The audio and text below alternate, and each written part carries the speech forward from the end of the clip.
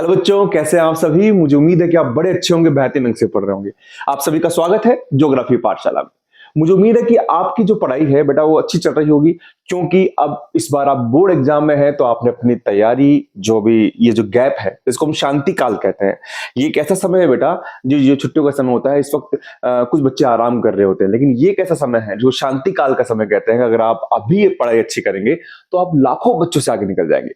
तो अभी हमको पढ़ाई करनी है, ये जो छुट्टियां आ रही है इसमें हमको अच्छी पढ़ाई करनी है। तो कक्षा 12 के हम चैप्टर्स लेके चल रहे थे। पहला चैप्टर किया था और मैंने टाइम के हिसाब से कराया था, एक टेस्ट लिया था। आपने दिया भी होगा, अच्छा भी आपको लगा होगा। आपने भी कमेंट बॉक्स में शेयर नहीं किया, प्लीज आप अपने स्कोर को शेयर भी कीजिए कि आपके कितने मार्क्स आ रहे हैं, तैयारी कैसी चल रही है ये बताइए। आज मैं लेकर आया हूं पाठ नंबर 2, विश्व जनसंख्या घनत्व वितरण एवं वृद्धि। पार्ट वही तरीके से करेंगे, क्वेश्चन दूंगा, टाइमर चलेगा, आपको अपना आंसर अपनी कॉपी के अंदर लिखना है। पहले थोड़ा सा मैं आपको इसका परिचय देना चाहूंगा पार्ट को शुरू करने से पहले। देखिए बेटा, विश्व जनसंख्या, आपने जो पहला पार्ट पढ़ा था उसमें मैंने मानव भूगोल पढ़ा था कि मानव भूगोल है क्या। यहां पर आप मानव भूगोल का जो मानवीय पक्ष है उसके मात्रात्मक रूप का अध्ययन करेंगे। मात्रात्मक रूप का मतलब होता है वितरण। अगर हम वितरण को पढ़ें तो वितरण का मतलब क्या होता है? वितरण का मतलब होता है, आपने पाठ में पढ़ा होगा, आप समझ गए होंगे कि किसी भी जनसंख्या का धरातल पर फैलाव कैसा है। अगर आप भारत के अंदर आते हैं तो आप देखते हैं हिमालय पर्वतों पर कम है, मैदान में ज्यादा है, पठार में थोड़ा कम है ना। तो ये फैलाव होता है। घनत्व का मतलब होता है किसी भी क्षेत्र की जनसंख्या और वहां के धरातल का जो अनुपात होता है उसे हम घनत्व कहते हैं। इसको भी हम विस्तार से पढ़ेंगे, अभी आपने पढ़ लिया होगा। वृद्धि का मतलब होता है कि किसी निश्चित समय अंतराल में आपकी किसी क्षेत्र की जनसंख्या में होने वाला परिवर्तन, वो वृद्धि कहलाता है। तो ये सब आपके जो टॉपिक्स हैं, इनके जो फैक्ट्स है वो लेकर आप चल रहे होंगे। तो लीजिए हम शुरू करते हैं पहला क्वेश्चन। देखिए पहला क्वेश्चन क्या है, जनसंख्या की प्राकृतिक वृद्धि दर का सूत्र क्या है। जनसंख्या की प्राकृतिक वृद्धि दर का सूत्र क्या है? तो सबसे पहले हम वृद्धि आ गया है तो आपको वृद्धि पर फोकस करना है। तो वृद्धि का प्राकृतिक रूप कैसा है हम इसके बारे में बात करेंगे। पहले आप इसका आंसर दीजिए। जन्म या मृत्यु, जन्म माइनस मृत्यु, जन्म माइनस मृत्यु प्लस आप्रवास, जन्म माइनस मृत्यु उत्प्रवास, जन्म माइनस मृत्यु आप्रवास। ये इसके अंदर फैक्ट्स है। तो आप बताइए, टाइमिंग आपका शुरू यहां पर हो गया है। आप बताइए इसका आंसर क्या होगा। जन्म माइनस मृत्यु होगा प्लस आप्रवास आएगा, उत्प्रवास आएगा। वृद्धि है, वृद्धि कैसी है? प्राकृतिक। वृद्धि कैसी है? प्राकृतिक है। मुझे उम्मीद है आपने आंसर दे दिया होगा। इसका आंसर क्या है बेटा? इसका आंसर है, यहां पर इसका जो आंसर आएगा वो आएगा जन्म माइनस मृत्यु। क्या आएगा? जन्म माइनस मृत्यु आएगा। सर ये क्यों आएगा, समझिए आप। यहां पर जनसंख्या, देखिए वृद्धि का मतलब समझिए पहले आप। तो वृद्धि क्या होती है? वृद्धि का मतलब होता है कि कोई भी क्षेत्र है, जैसे मान लीजिए आपका गांव है ना, उसका नाम ए है, उसकी वहां पर जनसंख्या जैसे मान लीजिए 100 थी। 2001 के अंदर यहां की जनसंख्या कितनी थी? 100 थी। लेकिन 2011 के अंदर यहां की जनसंख्या हो गई है 150। तो कितना अंतर आया आप खुद बताइए? 50 का अंतर आया। तो इसकी परिभाषा क्या बनती है? किसी भी निश्चित क्षेत्र में निश्चित समय अंतराल, अंतराल कितना है? 10 वर्ष का है। अंतराल कितना है जी? 10 वर्ष का है। कितने का है? 10 वर्ष का। तो किसी निश्चित क्षेत्र में निश्चित समय अंतराल में जनसंख्या में होने वाला परिवर्तन जनसंख्या वृद्धि कहलाता है। लेकिन वृद्धि दो प्रकार की होती है। एक तो होती है प्राकृतिक, बड़े अच्छा आराम समझेंगे, और एक होती है वास्तविक। देखिए प्राकृतिक क्या होती है बेटा? प्राकृतिक का मतलब है मनुष्य कुछ नहीं कर रहा हो। तो आपके यहां पर 100 जने थे 2001 में, अब 150 हो गए। तो या तो इस 10 साल में कुछ का जन्म हुआ था, लेकिन कुछ की क्या हुई थी? मृत्यु भी हुई थी। जन्म भी हुआ और मृत्यु भी हुई, ठीक है ना। तो ये जन्म और मृत्यु फैक्टर होता है, ये प्राकृतिक काम करता है।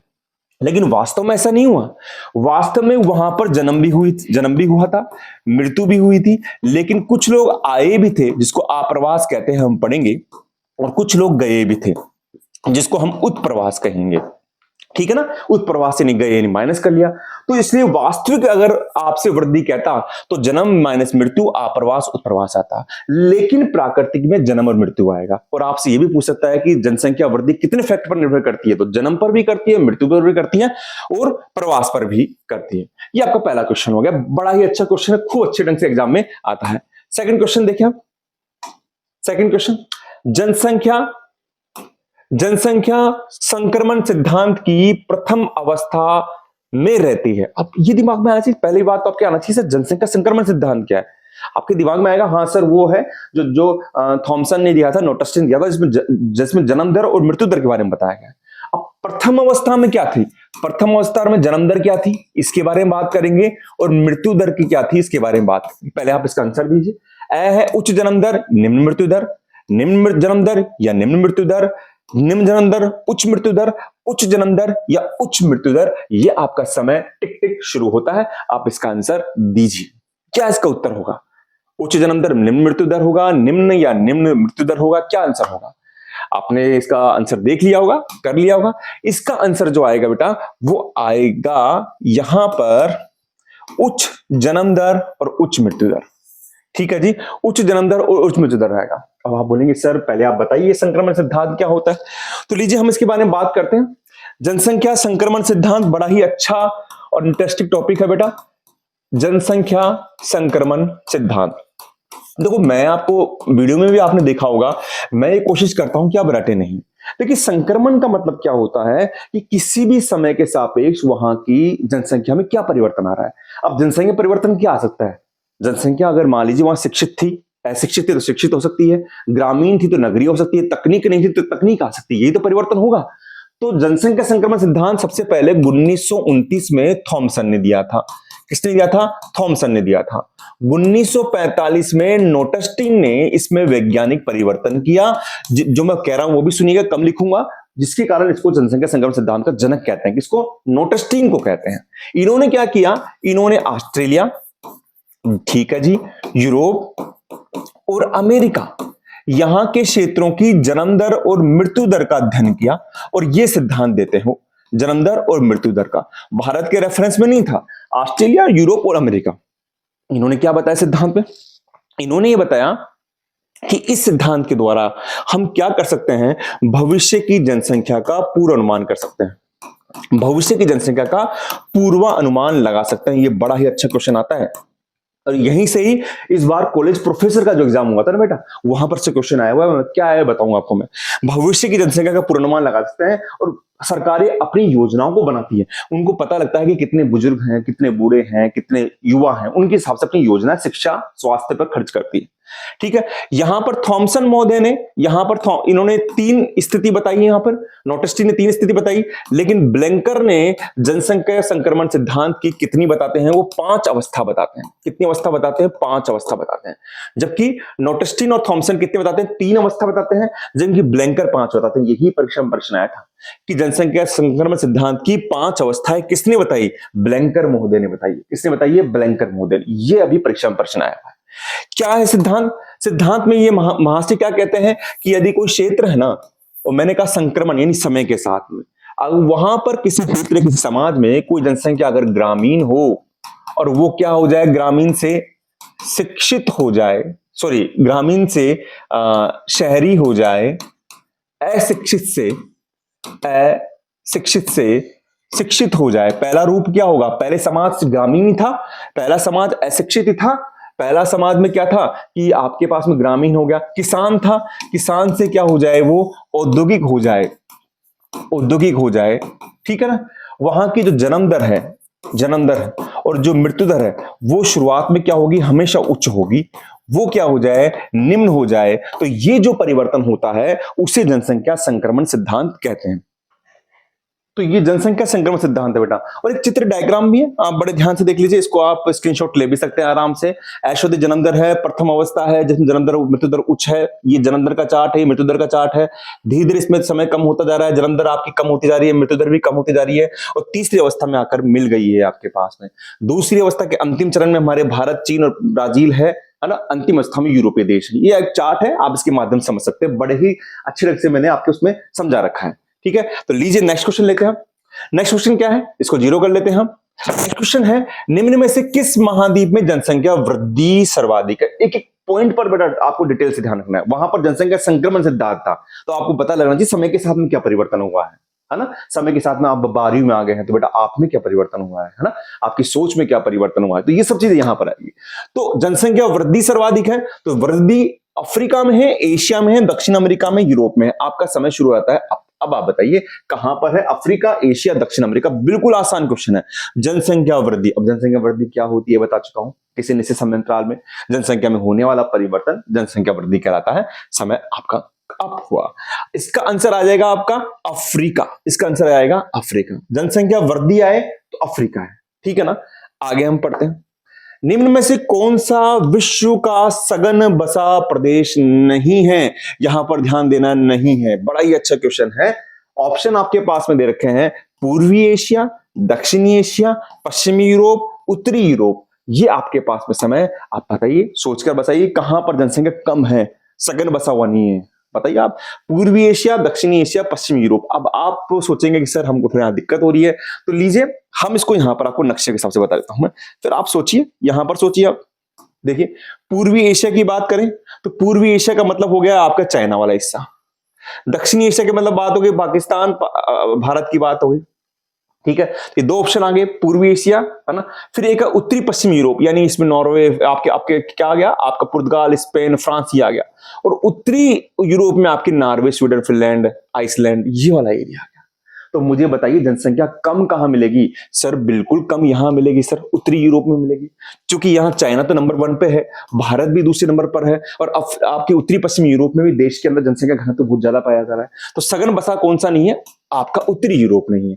तो आपको बेटा आंसर कुछ ऐसे भी देखकर देने पड़ेंगे, जरूरी नहीं है कि आपका इसमें सीधे आंसर आ जाए। तो इसका आंसर क्या होगा, आप मुझे बताइए। इसका आंसर हो जाएगा यहां पर आपका उत्तरी यूरोप। क्या आंसर होगा इसका, उत्तरी यूरोप होगा। नेक्स्ट क्वेश्चन, लोगों की, 5वां क्वेश्चन, लोगों की संख्या व भूमि के आकार के मध्य के अनुपात को क्या कहते हैं। लोगों की संख्या लिख लीजिए अगर समझ में नहीं आ रहा तो, लोगों की संख्या व भूमि के आकार।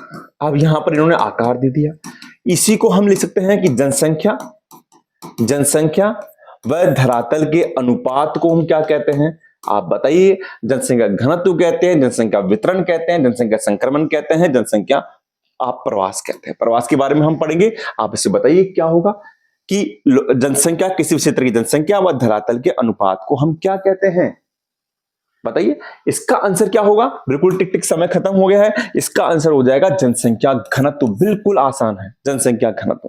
इसको हम कहते हैं किसी क्षेत्र की जनसंख्या व धरातल का अनुपात जनसंख्या घनत्व कहलाता है। या फिर एक और इसकी परिभाषा बनती है कि प्रति व्यक्ति प्रति वर्ग किलोमीटर में, प्रति वर्ग किलोमीटर में निवास करने वाले लोगों की संख्या, निवास करने वाली जनसंख्या को हम क्या कहते हैं, जनसंख्या घनत्व कहते हैं, जनसंख्या घनत्व कहते हैं। सीधा से इसका अगर मान लीजिए किसी आपकी गांव की जनसंख्या 5000 है और वहां का क्षेत्रफल 10 वर्ग प्रति वर्ग किलोमीटर है, तो भाग दे दीजिए तो कितना आ जाएगा, 500। लेकिन सीधा 500 नहीं होगा, 500 व्यक्ति प्रति वर्ग किलोमीटर भी बोलना पड़ेगा, ठीक है।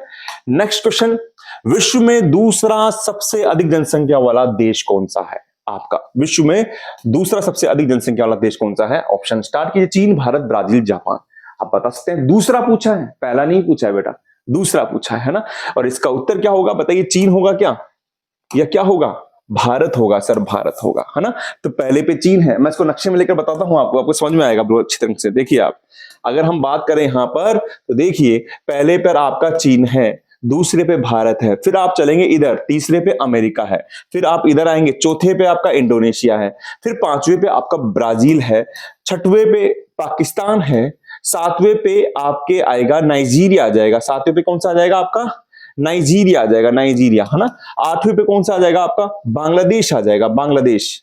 और 90 पे आपका मैक्सिको होगा, 90 पे मैक्सिको होगा, और 10वें पे रशिया होगा। ये कुछ क्रम है, आप देखिए 1 2, फिर इधर जाना है आपको अमेरिका, फिर इधर आना है इंडोनेशिया, फिर उधर जाना है ब्राजील, 5वां, फिर 6वें पे पाकिस्तान, फिर 7वें पे नाइजीरिया, 8वें बांग्लादेश। आपको लेफ्ट एंड राइट लेकर चलना है, ठीक है ना। तो ये आपका प्रश्न बन गया, और सीधा सा उत्तर इसका बनता है आपके क्या, भारत। अब देखिए नेक्स्ट क्वेश्चन लेते हैं हम। नेक्स्ट क्वेश्चन हम लेते हैं इसमें, जनसंख्या वितरण को प्रभावित करने वाले आर्थिक कारक का युग्म क्या है। इसको हम बाद में पढ़ेंगे, पहले आप इसके बारे में समझ जाइए, जब पता होगा मजा आएगा बेटा। बहुत शानदार क्वेश्चन है, यहां पर भी मुझे बड़े विस्तार से बताना पड़ेगा आपको। जनसंख्या वितरण को प्रभावित करने वाले कारक, मैं ये बता दूं कि अगर आप हो और आप रहना चाहते हो, आप कहीं जाना चाहते हो, कहीं रहना निवास करना चाहते हो, कैसी जगह पर होगे सर, हमको तो ये मालूम होना चाहिए कि वहां की जो मृदा है ना, बड़ी उपजाऊ होनी चाहिए, जिससे हम फसल कर सके। तो यानी उपजाऊ मिट्टी आ गई, अच्छा सर, दूसरा हमारे पास में ये होना चाहिए सर, जल की उपलब्धता होनी चाहिए, पानी की कोई समस्या नहीं होनी चाहिए सर। बिल्कुल होनी, यहां भी आप रहेंगे। वितरण का मतलब ही क्या हो गया, जनसंख्या का धरातल पर फैलाव, मैं पहले स्टार्टिंग में बता चुका हूं आपको मैं, है ना। तीसरा हमारे पास में क्या होनी चाहिए, जलवायु अच्छी होनी चाहिए। अरे वाह, ठंडी ठंडी जलवायु होनी चाहिए, है ना। बर्फ गिरे, अच्छा मौसम हो, ऐसा तो है नहीं कि पूरी टाइम बर्फ गिरे तो वहां भी आप नहीं रहेंगे। अच्छी जलवायु होनी चाहिए। चौथा, आपकी भू आकृति होनी चाहिए, यानी समतल धरातल पर भी आप रहना पसंद करेंगे। तो बेटा ये सब क्या हो गए, ये जितने भी कारक है ना, ये सब क्या हो गए, भौतिक कारक हो गए। ये सब क्या हो गए, भौतिक कारक हो गए। मृदा, आप देखेंगे भारत में देखेंगे, अगर भारत में अगर आप देखते हैं तो जो उपजाऊ मिट्टी का मैदान है, उत्तर गंगा का विशाल मैदान है, वहां लोग रहना पसंद करते हैं क्योंकि मृदा उपजाऊ है। जल की उपलब्धता, आप प्राचीन समय से देख लीजिए कि सिंधु घाटी की सभ्यता समझिए, मिस्र की सभ्यता समझिए, नील नदी के किनारे, मेसोपोटामिया सभ्यता समझिए, दजला फरात नदी के किनारे, सब सभ्यताएं नदियों के किनारे बसी है। जलवायु, अच्छी जलवायु में रहेंगे आप। विश्व के नक्शे को अभी अभी हमने पढ़ा था, सघन बसाओं में पढ़ा था कि भूमध्य रेखीय प्रदेश जो होते हैं वहां पर भी लोग नहीं रहते हैं, अधिक ठंडे प्रदेश होते हैं वहां भी लोग नहीं रहते हैं। जहां जलवायु अच्छी होती है, अनुकूल होती है, वहीं हम रहना पसंद करते हैं। हमारे राजस्थान में देखिए ना आप, जैसलमेर साइड में लोग रहना पसंद नहीं करते क्योंकि गर्मी ज्यादा रहती है। आपका भू आकृति समतल धरातल पर लोग रहना पसंद करते हैं, ठीक है ना। तो ये एक कारक हो गया। अच्छा, दूसरा कारक होता है, मैं इस पे कारक नहीं लिखूंगा, आप बताएंगे। पहला तो ये हो गया भैया मुझे नगरीकरण पसंद है सर। नगरीकरण, क्योंकि नगरों के अंदर से अच्छी शिक्षा मिल जाती है, अच्छा स्वास्थ्य मिल जाता है, रोजगार मिल जाता है, अच्छे अवसर मिल जाते हैं, एक चकाचौंध जैसा जीवन मिल जाता है। तो नगरीकरण प्रभावित करेगा, बिल्कुल करेगा। खनिज करेगा सर। खनिज के लिए आप देखिए छोटा नागपुर का पठार है सर, है ना। छोटा नागपुर का पठार जो आपके झारखंड से और आपके उड़ीसा से जो जमीन यहां पर लेता है, वहां कुछ नहीं था, लेकिन जब वहां खनिज निकले ना तो वहां पर एक सभ्यता विकसित हो गई सर, वहां पर एक अर्थव्यवस्था विकसित हो गई सर, है ना। तो वहां पर लोग प्रभावित करेंगे। जैसे आप कटंगा की बात करें, जाम्बिया की बात करें, जाम्बिया पेटी की बात करें आपके अफ्रीका में, तो वहां भी लोग रहना पसंद कर रहे हैं। औद्योगिकरण सर, औद्योगिकरण, तो वहां भी लोग रहना पसंद करते हैं। चौथा, परिवहन भी आ सकता है सर। परिवहन के साधन जो करेंगे वो भी वहां पर, जैसे कोबे ओसाका है, यहां पर करेंगे अपन कोबे ओसाका। अब विश्व के प्रेफरेंस से पढ़ रहे हैं तो कोबे ओसाका कहां पर है, जापान का औद्योगिक प्रदेश है, ठीक है। तो ये सब कारण क्या हो गए सर, ये सब कारण हो गए आर्थिक कारण। रटना नहीं है आपके पास में बेटा, ये क्वेश्चन भी आ जाए तो भी आपको एक चार्ट बनाना है। सीधा लिखने से नंबर नहीं मिलेंगे, चार्ट से मिलेंगे। और अगला क्या हो सकता है, आपके अच्छे लोग मिल जाएं, यानी आपको समान भाषा के लोग मिल जाएं, आपको जाति के लोग मिल जाएं, आपको संस्कृति के लोग मिल जाएं, है ना, ये क्षेत्र के लोग मिल जाएं, है ना, जहां पर राजनीतिक क्या हो, शांति हो, राजनीतिक शांति हो, ठीक है, आपको वहां पर सामाजिक शांति हो, ऐसी जगह पे आप रहना पसंद करेंगे। तो ये कारक हो गए सामाजिक व सांस्कृतिक कारक, ठीक है जी। ये सारे जनसंख्या वितरण, और यार जनसंख्या वितरण के साथ जनसंख्या घनत्व भी आ जाए ना तो भी आपको ऐसा ही लिख देना है, कोई दिक्कत नहीं है। लीजिए हम क्वेश्चन पे शुरू करते हैं। जनसंख्या वितरण को प्रभावित करने वाले आर्थिक कारक का युग्म है, तो खनिज, हाँ है सर। नगरीकरण, बिल्कुल है। तो ये इसका आंसर हो गया सर। कितना अच्छा क्वेश्चन है, मैंने आपको उसको स्टार्ट भी क्योंकि मुझे क्वेश्चन समझाना था बेटा आपको। भू आकृति सर नहीं है, ये भौतिक कारक है। औद्योगिकरण है तो ये ऑप्शन नहीं होगा क्योंकि दोनों होने चाहिए। जलवायु सही, ये भौतिक कारक है। भू आकृति भौतिक कारक है। जल ये भौतिक कारक है। नगरीकरण एक आर्थिक कारक है। तो दोनों युग्मों के अंदर आ गया आपका खनिज और नगरीकरण। अब देखिए आगे, समय के दो अंतरालों के मध्य एक क्षेत्र विशेष में होने वाले जनसंख्या के परिवर्तन को कहा जाता है। अभी बताया था आपके लिए समय शुरू होता है। अब आप बताइए, जनसंख्या की प्राकृतिक वृद्धि दर, जनसंख्या संक्रमण, जनसंख्या वृद्धि या प्रवास, है ना। दो अंतरालों के मध्य, समय के दो अंतरालों के मध्य एक क्षेत्र विशेष में जो परिवर्तन होता है, जैसे 10 वर्ष में होता है, उसे क्या कहते हैं बताइए। बिल्कुल सीधा है सर, इसका आंसर होगा जनसंख्या वृद्धि। जो आपने अभी बताया था कि अगर आपकी कक्षा के अंदर अभी पहले 100 बच्चे थे, अब आपकी 12वीं कक्षा में 150 बच्चे हुए, तो 50 का जो अंतर हो गया ना, वो जनसंख्या वृद्धि कहलाएगा। ठीक है जी, मुझे उम्मीद है कि आपको मजा आ रहा होगा बेटा, क्वेश्चन करने में अच्छा लग रहा होगा। निम्न में से कौन सा एक क्षेत्र सघन बसा क्षेत्र नहीं है, इसको भी मैं आपको नक्शे में लेके जाना चाहूंगा। पश्चिमी ऑस्ट्रेलिया, संयुक्त राज्य अमेरिका का उत्तरी पूर्वी भाग, दक्षिणी पूर्वी एशिया, यूरोप का। देखिए पश्चिमी ऑस्ट्रेलिया की बात करें हम, इसमें नक्शे में देखते हैं, और आपके पास में यहां पर हम बात करते हैं पश्चिमी ऑस्ट्रेलिया, ये लिया, है ना। अब ऑस्ट्रेलिया में पता होना चाहिए कि जो पश्चिमी भाग है ना, वो सारा मरुस्थल का है बेटा, तो वहां लोग रहते नहीं। ये पूरा आपके जितने भी मरुस्थल मिलेंगे पश्चिम में मिलेंगे, यहां पर नहीं है। अमेरिका का पूर्वी भाग, ये तो सघन बसा हुआ है। ये कैसा है, ये सघन बसा हुआ है। अमेरिका का जो पूर्वी भाग है ना, ये कैसा है, ये आपका सघन बसा हुआ है। ठीक है। दक्षिणी पूर्वी एशिया ये भी बसा हुआ है, तो इसका उत्तर हो जाएगा आपका ऑस्ट्रेलिया का जो पश्चिमी भाग है ना बेटा, वो इसका उत्तर हो जाएगा, क्योंकि वहां पर क्या है, वहां पर मरुस्थल है। ये बड़ा ही अच्छा क्वेश्चन है। तो पश्चिमी ऑस्ट्रेलिया, संयुक्त राज्य का पूर्वी भाग भी खूब है, दक्षिणी पूर्वी एशिया में यूरोप का पश्चिमी भाग अभी अपन ने किया था, वो सघन बसा हुआ क्षेत्र है। अगला क्वेश्चन, निम्न में से कौन सा एक प्रतिकर्ष कारक है? अब ये क्वेश्चन आ गया मेरा, यहां से 4-5 क्वेश्चन बनेंगे और इसको समझाना बहुत जरूरी है। अपकर्ष कारक, प्रतिकर्ष कारक कहां आ गए बेटा? ये जो ये शब्द आया है, ये प्रवास से संबंधित है। अब प्रवास क्या होता है सर? प्रवास क्या होता है समझिए बिल्कुल आप। इसका प्रवास का मतलब होता है कि भैया एक क्षेत्र है यहां पर, है ना, और एक क्षेत्र ये रहा, बड़े ध्यान से समझना, बड़ा मजा आएगा। यहां पर कुछ लोग रहते हैं, ये लोग क्या करते हैं, कोई जन समुदाय मान लीजिए, यहीं से परिभाषा बनेगी, जन समुदाय है। वो लोग क्या करते हैं कि किसी भी कारण से, जैसे मान लीजिए कारण क्या हो सकते हैं, यहां जा रहे हैं, वो कारण क्या हो सकते हैं, शिक्षा हो सकती है, वो कारण स्वास्थ्य हो सकते हैं, वो कारण रोजगार हो सकते हैं, वो कारण कोई सामाजिक व्यवस्था हो सकती है। इस कारण से यहां से जाकर वो कहां चल जाते हैं, ये छोड़कर कहां चल जाते हैं, वो ये मान लीजिए आप, वो चल जाते हैं यहां पर चल जाते हैं, यानी इस स्थान को छोड़कर वो कहां चल जाएंगे, इस स्थान पर चल जाएंगे। इसे हम प्रवास कहते हैं।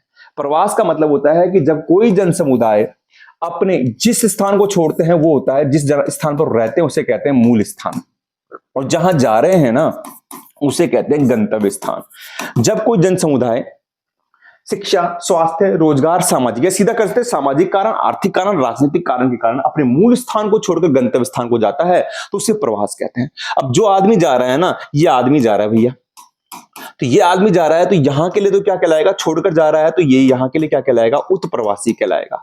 और यहां के लिए क्या हो जाएगा, आ रहा है ना भैया, तो ये अप्रवासी हो जाएगा। तो मूल स्थान के लिए तो उत्प्रवासी होगा, गंतव्य स्थान के लिए अप्रवासी होगा। अब मूल स्थान के लिए ये थोड़ी कि वो कारण प्रभावित कर रहे हैं, हो सकता है कि यहां पर शिक्षा नहीं है, 5वीं तक की स्कूल है, हो सकता है कि यहाँ पढ़ाई, यहाँ पर स्वास्थ्य नहीं है, यहाँ पर कोई सामाजिक और राजनीतिक अशांति हो गई है, तो कुछ कारक आपको यहां से जाने को मजबूर करेंगे, जिनको हम कहते हैं प्रतिकर्ष कारक। और प्रतिकर्ष कारक क्या होते हैं, नकारात्मक कारक क्या होते हैं, नकारात्मक। जैसे मैं बता दूं, खराब शिक्षा व्यवस्था हो गया, खराब रोजगार हो गया, आपकी राजनीतिक अशांति हो गई, सामाजिक अशांति हो गई, पानी नहीं है पीने का, समतल भूमि अनुपजाऊ हो गई, ये सब कारक क्या है, प्रतिकर्ष कारक होंगे।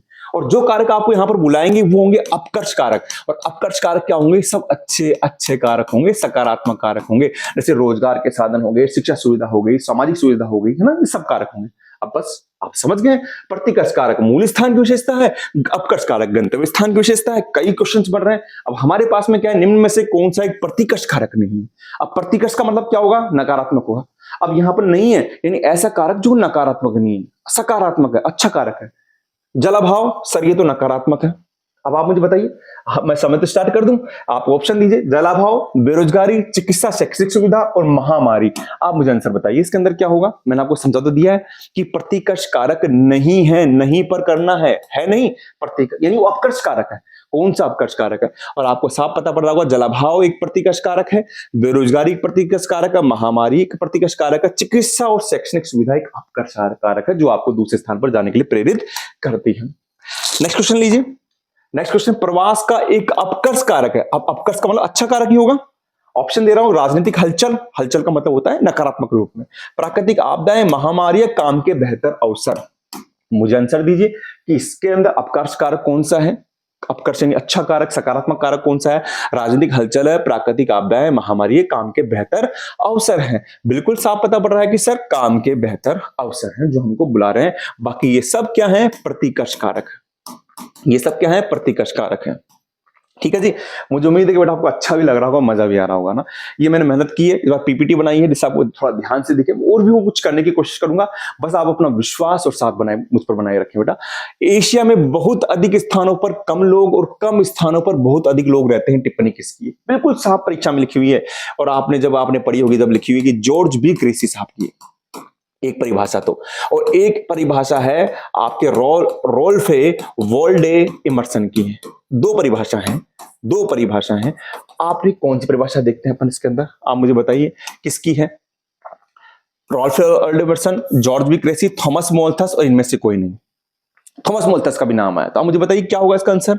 इसका आंसर होगा sir George B Cressey, George B Cressey. तो अब आप बोलेंगे सर रोल्फे वॉल्डे इमर्सन की कौन सी, इन्होंने क्या कहा था कि कोई भी देश स्वर्ण से मजबूत नहीं बनता, सोने से मजबूत नहीं बनता, वो मजबूत बनता है वहां की स्त्री और पुरुषों की संख्या से। कैसे मजबूत बनता है? वहां की स्त्री और पुरुषों की संख्या से मजबूत बनता है। और थॉमस मोल्थस क्या है, इनके बारे में हम आगे पढ़ेंगे। तो इसका उत्तर हो गया जॉर्ज बी क्रेसी। आगे आप देखते हैं, ये देखिए आप, यहां आ गया, किस विद्वान ने 13वां क्वेश्चन कहा कि लोगों की संख्या खाद्य आपूर्ति की अपेक्षा अधिक तेजी से बढ़ती है, कि जनसंख्या बढ़ रही है खाद्य आपूर्ति की समझ से ज्यादा। इसको बड़े ध्यान से पढ़ेंगे। ये सिद्धांत है जनसंख्या नियंत्रण सिद्धांत, जनसंख्या नियंत्रण सिद्धांत है साहब। और ये किसने दिया है? ये दिया है थॉमस मोल्थस ने दिया है सर, थॉमस मोल्थस ने दिया है। कब दिया है? 1798 में दिया है। किस किताब में दिया है? पॉपुलेशंस ऑफ ज्योग्राफी में दिया है ना, प्रिंसिपल ऑफ पॉपुलेशन में दिया, माफ कीजिएगा, प्रिंसिपल ऑफ पॉपुलेशन में दिया है। क्या कहा है इन्होंने? इन्होंने कहा है कि कहीं किसी भी क्षेत्र में वहां की जो जनसंख्या है ना, वो तो बढ़ती है गुणोत्तर रूप से, जैसे इसमें कहा, अभी परिभाषा इसमें ये था। और जो संसाधन है, संसाधन में इन्होंने लिया खाद्य सामग्री को। किसको लिया? खाद्य सामग्री को। वो बढ़ते हैं समांतर रूप में। और इन्होंने कहा अगर ऐसा ही होता रहा तो 25 वर्ष में जनसंख्या तो क्या हो जाएगी, 25 वर्ष में जनसंख्या तो क्या हो जाएगी, दुगनी हो जाएगी। और आपके 200 वर्ष के अंदर, आने वाले जो 200 वर्ष होंगे, उसमें जनसंख्या और संसाधन के मध्य 256:9 का अंतर आ जाएगा। फिर बाद में क्या होगा? बाद में मनुष्य अपने प्राकृतिक कारकों के द्वारा, है ना, अपने आप पर नियंत्रण करके, युद्ध के द्वारा, महामारी के द्वारा वापस जनसंख्या कम होगी। वापस क्या होगी? जनसंख्या कम होगी और ये दोनों वापस फैक्टर कम हो जाएंगे। इन्होंने इस सिद्धांत के अंदर, थॉमस मोल्थस साहब ने जो वैज्ञानिक कारक है उसकी अनदेखी की थी। इस कारण सिद्धांत असफल हो गया था। तो इन्होंने क्या कहा था? जनसंख्या गुणोत्तर रूप से, संसाधन समांतर रूप से बढ़ेंगे। इसमें क्या कहा है? देखो, किसने कहा कि लोगों की संख्या खाद्य सामग्री की अपेक्षा अधिक तेजी से बढ़ेगी? वही हो गया गुणोत्तर और समांतर। तो आंसर इसका होगा थॉमस मोल्थस। क्या आंसर होगा? मैं इसमें आपको ऑप्शन नहीं दे रहा हूं, बड़ा अच्छा क्वेश्चन है, सीधा ही बता रहा हूं आपको, थॉमस मोल्थस। नेक्स्ट क्वेश्चन क्या है? नेक्स्ट क्वेश्चन लीजिए आप। जनांग की संक्रमण की प्रथम अवस्था संबंधित है, ये वापिस आ गया है। मुझे बताइए प्रथम अवस्था में क्या था? प्रथम अवस्था में यही था कि जन्म दर उच्च है, मृत्यु दर भी उच्च है, उच्च जन्म दर एवं उच्च मृत्यु दर। ये इसका आंसर हो जाएगा पहला वाला, है ना, थॉमस मोल्थस। नॉटस्टीन ने दिया था पहले, आपके थॉमसन ने दिया था। विश्व की जनसंख्या कितना प्रतिशत? इसके 10% भूभाग पर। देखिए 3 फैक्टर हैं आपके वहां पर। पहला फैक्टर ये कहता है कि उत्तरी गोलार्ध में, मैं आपको दोनों बता देता हूं, आपके तीनों, 90% जनसंख्या निवास करती है, सॉरी 85% जनसंख्या निवास करती है, जबकि दक्षिणी गोलार्ध में विश्व की 15% जनसंख्या निवास करती है। दूसरा फैक्टर आपकी बुक में दे रखा है कि 90% जनसंख्या 10% भूभाग पर निवास करती है। और तीसरा फैक्टर यह है कि एशिया में विश्व की 60% जनसंख्या निवास करती है। अब यहां क्या कह रहा है? विश्व की जनसंख्या का कितना परसेंट भाग, अब यहीं से देख लीजिए, कितना परसेंट भाग 10% भूभाग पर निवास करता है। तो उत्तर होगा 20, 70, 10, 90। आप मुझे बताइए इसका आंसर क्या होगा? 20, 70, 10, 90 इसका आंसर होगा। आप कर सकते हैं आराम से, क्योंकि यहां पर उत्तरी गोलार्ध में 85, 15 नहीं है, 90% जनसंख्या 10% भूभाग पर निवास करती है। तो इसका उत्तर होगा 90% होगा। कितना होगा? 90% होगा। आगे देखिए, आगे प्रवास का अपकर्ष कारक। प्रवास बड़ा अच्छा टॉपिक है, बार बार इधर अपकर्ष कारक नहीं है, यानी प्रतिकर्ष कारक पूछ रहा है। ऑप्शन मैं आपको यहां से दे देता हूं, आप बताइए। अनुकूल जलवायु, शांति, स्थायित्व, जीवन संपत्ति, सुरक्षा व बेरोजगारी। प्रतिकर्ष कारक पूछ रहा है। आपने पढ़ा अपकर्ष कारक नहीं है, अपकर्ष कारक नहीं है। क्वेश्चन को ऑप्शन क्वेश्चन से पढ़िए सही ढंग से, तो ये प्रतिकर्ष कारक पूछ रहा है और इसका आंसर हो जाएगा प्रतिकर्ष कारक। अनुकूल जलवायु, शांति, स्थायित्व व जीवन संपदा, ये सब अपकर्ष कारक हैं। तो इसका उत्तर हो जाएगा बेरोजगारी। क्या उत्तर हो जाएगा इसका? बेरोजगारी। ठीक है। नेक्स्ट क्वेश्चन, सर्वाधिक जनसंख्या वाला महाद्वीप, वो जनसंख्या वृद्धि वाला था जो अफ्रीका क्या था? ऑप्शन आपके सामने है, यूरोप, एशिया, अफ्रीका, उत्तरी अमेरिका। आप सोचकर बताइए, जनसंख्या वृद्धि सर्वाधिक कहां थी? अफ्रीका में थी। हम कह रहे हैं सर्वाधिक जनसंख्या वाला महाद्वीप, क्योंकि अब आप सोचेंगे सबसे ज्यादा जनसंख्या चीन में है, वो भी किस महाद्वीप में है बताइए? दूसरा कौन सा है? भारत है, वो भी कौन से महाद्वीप में है? एशिया में। इसका उत्तर हो जाएगा आपका एशिया। कौन सा उत्तर होगा? एशिया। ठीक है जी। अगला क्वेश्चन लीजिए, 21वीं शताब्दी के अंदर विश्व की जनसंख्या कितनी दर्ज की गई? ये एक अच्छा किताब में आया हुआ क्वेश्चन आ सकता है, उसका नोट्सों में नहीं मिला होगा। 500 करोड़, 600 करोड़, 700 करोड़ और 100 करोड़। बताइए, अगर आपने कहीं पढ़ा हो, बुक में पढ़ा हो, बुक से भी आपने याद किया हो, तो कहां पर है 21वीं शताब्दी के अंदर विश्व जनसंख्या कितनी हो जाएगी? इसका आंसर आ जाएगा आपके पास 600 करोड़। कितनी हो जाएगी? 600 करोड़ हो जाएगी विश्व की जनसंख्या 21वीं शताब्दी के प्रारंभ में। ठीक है जी। नेक्स्ट क्वेश्चन, एशिया महाद्वीप में विश्व की कितनी परसेंट जनसंख्या निवास करती है? अभी बताया था, मैं नहीं बताऊंगा, आपको ही बताना है। 90, 10, 60, 70 ये परसेंट है। कितने परसेंट जनसंख्या निवास करती है? 90, 10, 60, 17, 17 माफ कीजिएगा, 17। और इसका आंसर क्या होगा एशिया के अंदर? और यहां पर एशिया के संदर्भ में एक विद्वान थे, माफ कीजिएगा, एक विद्वान थे, उनका नाम था जॉर्ज बी क्रेसी साहब। उन्होंने तो कहा था कि एशिया में बहुत कम स्थानों पर बहुत अधिक लोग थे, तो बहुत अधिक स्थान पर बहुत कम लोग रहते हैं, और इसका उत्तर हो जाएगा 60%। कितना हो जाएगा? 60%। नेक्स्ट अंतिम क्वेश्चन है, विश्व जनसंख्या को 5 अरब से 6 अरब होने में कितना समय लगा? 5 अरब से 6 अरब होने में, अभी कहा था ना 600 करोड़ हो गई, तो 600 करोड़ का मतलब होता है 6 अरब। तो कितना समय लगा? आपके पास समय हो रहा है 150 वर्ष, 47 वर्ष, 7 वर्ष या 12 वर्ष। बताइए आप कितना समय लगा? बिल्कुल वहां पर दे रखा है, और 12 वर्ष ही लग रहा है बार बार नीचे के समय के अंदर। इसका उत्तर हो जाएगा आपके पास 12 वर्ष। क्या हो जाएगा? 12 वर्ष। तो मुझे उम्मीद है कि बेटा आपको ये प्रयास अच्छा लगा होगा। आप प्लीज कमेंट बॉक्स में अपना उत्तर शेयर कीजिए, आपको कोई सुझाव देने वो सुझाव दीजिए। मैंने आपको यहाँ पर क्वेश्चन ही नहीं कराए, खाली इससे रिलेटेड चीजें भी करानी चाहिए। जैसे जनसंख्या संक्रमण सिद्धांत करा दिया, जनसंख्या वितरण को प्रभावित करने वाले कारक, थॉमस मोल्थस का सिद्धांत कराया, प्रवास को समझा है, काफी चीजें आपको समझने को मिली है। नेक्स्ट वीडियो के अंदर मैं वापस आपके सामने आऊंगा, कुछ क्वेश्चन बच जाएंगे ऐसे तो मैं और दे दूंगा, नहीं तो नेक्स्ट के अंदर आप चैप्टर नंबर अपन पढ़ेंगे, हम पढ़ेंगे पार्ट नंबर 3।